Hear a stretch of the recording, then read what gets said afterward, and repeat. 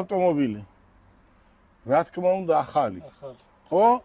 და მე მინდა, მე ამის თქმა არ მინდოდა, მე ამას რამდენი ხანია ვფიქრობ თქვა, მაგრამ რო არ ვთქვა, კაცურში ჩავიჭრებით. მე ერთი რამე მინდა გითხრა და რატო ვამბობ ამას. 3-4 დღის უკან ერთი ქალბატონი მოვიდა ჩვენი ძალიან შინაური.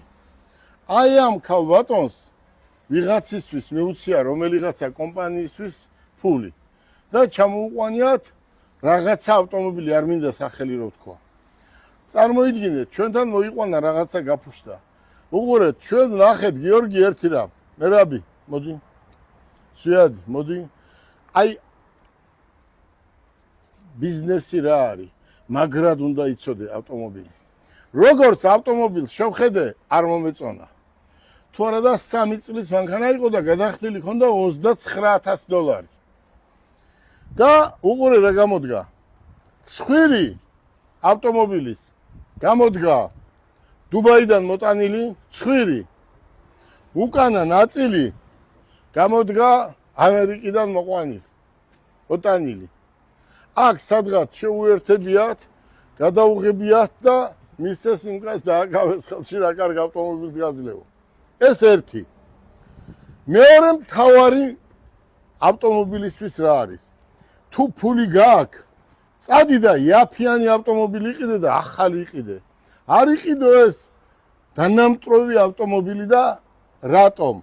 ეს მთელ საქართველოში არავინ არ იცის, რომელსაც პირველად გეტყვით, მობრძანდით და მინდა მთელმა საქართველოს მიცოდეს და ამაზე მე პირადად გელაბარკალაია პასუხს ვაგებ, იმიტომ რომ მე რო ვიცი ეს საქმე, ისე არ ვიცი. შეიძლება ორმა კაცმა არ იცოდეს საქართველოში კი არა, ცოტა იქით კიდე. უყურეთ.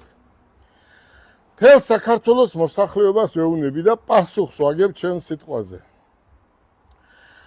ავტომობილი, რომელიც მოდის და ყიდულობთ, არა აქვს მნიშვნელობა საიდან, დამტვრეულს. იმ დონეზე არის დამტვრეული ბიჭებო.